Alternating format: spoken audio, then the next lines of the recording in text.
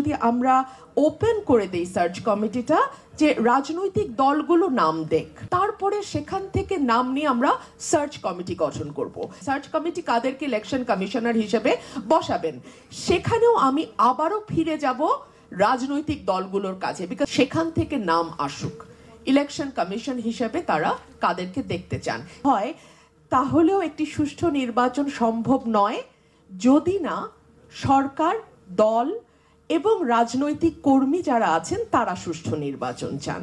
যাই হোক, আমাদেরকে আজকে খুবই লিমিটেড আলোচনা করতে হবে।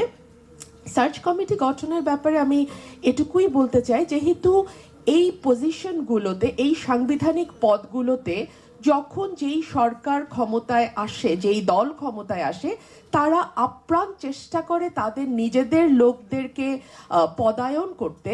সুতরাং আমরা মনে হয় যদি আমরা ওপেন করে দেই সার্চ কমিটিটা যে রাজনৈতিক দলগুলো নাম দেখ, তাদের মধ্যে কোন দল কাদেরকে নাম দিচ্ছে সেই নামগুলো পাবলিক করা হোক, সেগুলোর উপরে এই ধরনের গোল টেবিল আলোচনার আয়োজন করা হোক, তাদের পক্ষে বিপক্ষে বিতর্ক হোক, তারপরে সেখান থেকে নাম নিয়ে আমরা সার্চ কমিটি গঠন করব।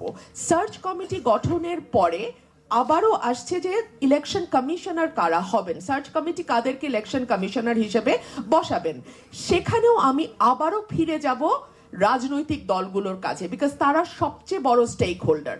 তাদের অনেক রকম দোষ আছে, সেটা নিয়ে আলোচনা করব পরে, কিন্তু তারাই সবচেয়ে বড় স্টেক হোল্ডার এবং দেশের মানুষ।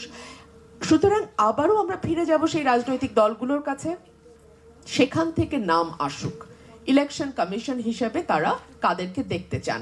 সেই নামগুলো বিএনপি কাদের নাম দিচ্ছে, আওয়ামী লীগ কাদের নাম দিচ্ছে, জামাত কাদের নাম দিচ্ছে, জাতীয় পার্টি কাদের নাম দিচ্ছে, অন্যান্য যে রাজনৈতিক দলগুলো আছে তারা কাদের নাম দিচ্ছে, একেবারেই পরিষ্কার, ট্রান্সপারেন্ট, স্বচ্ছ হোক।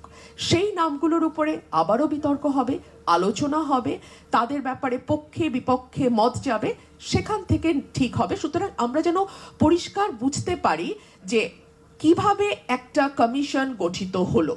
এখন পর্যন্ত কিন্তু আমরা অন্ধকারে, যখন নির্বাচন কমিশন আইনটি আসলো সেই সময় আমি সংসদে ছিলাম, অনেকগুলো কথা আমি আমার সংসদীয় স্ট্যান্ডিং কমিটিতে বলেছি, আমার ভাই শামীম হায়দার পাটোয়ারিও সেই সময় ছিলেন। অনেক আলোচনা হয়েছে, অনেকগুলো প্রস্তাব, আমি সুনির্দিষ্ট প্রস্তাব স্ট্যান্ডিং কমিটিতে দিয়েছি, কোনো কিছুই শোনা হয়নি। এবং খুব ইন্টারেস্টিংলি দাড়ি কমা জাতীয় সংশোধনী দুটো নেওয়া হয়েছে এবং সেটা খুব বড় গলায় বলা হয়েছে যে আমরা বিরোধী দল থেকে সংশোধনী নিয়েছি। আর রাজনৈতিক দলগুলোর ব্যাপারে আসলে একটা কথা না বললেই না, সেটা হচ্ছে যে আমরা একেবারে নিশ্চিহ্ন না হয়ে যাওয়া পর্যন্ত কিছুতেই ক্ষমতার চেয়ারটা ছাড়তে চাই না।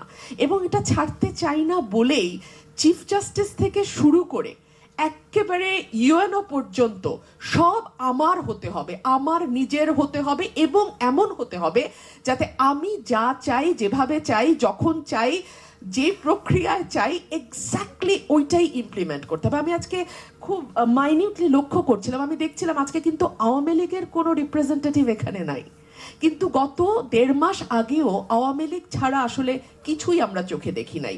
এটা কিন্তু একটা বড় শিক্ষা আমাদের জন্য। কিন্তু আনফরচুনেটলি আমাদের চেয়ারটাতেই সম্ভবত কোনো সমস্যা আছে, যে কারণে যাই হোক না কেন এই শিক্ষাটা আমরা আসলে কেউই নেই না। ধন্যবাদ।